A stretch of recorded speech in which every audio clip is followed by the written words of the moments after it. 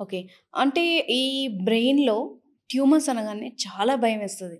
అంటే కొన్ని సార్లు ఆహ్, ఛాన్సెస్ కూడా లేవు అంటారు. అంటే సో, ట్యూమర్స్ అసలు ఎందుకు ఫార్మ్ అవుతాయి? ఎందుకు అనేది జెనెటిక్. హ్మ్. ఓకే. అది ఏదో చాలామంది అంటారు. ఫోను చాలా మాట్లాడకని, హ్మ్. ఫోను మాట్లాడడం ద్వారా వచ్చిందనో, లేకపోతే ఇలా చాలా థాట్స్ హ్మ్. ఉంటాయి. It's not proven thing. మనకి రేడియేషన్ అనేది ఒక కాజే. One but of then the cause. One of the hmm. Cause. But ఆ ఫోను ద్వారా అనేది హ్మ్. ఏముండదు. బట్ ఎందుకు అనేది జెనెటిక్. ఓకే. సో, అది ఓకే.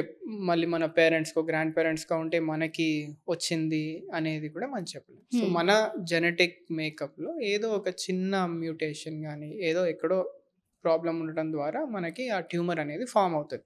హ్మ్. ఇంకా అది ఎంత డేంజరస్ హ్మ్. అనేది only after we do the surgery ఆ ట్యూమర్‌ని తీసి పరీక్షకి పంపించిన తర్వాత తెలుస్తది. ఓకే.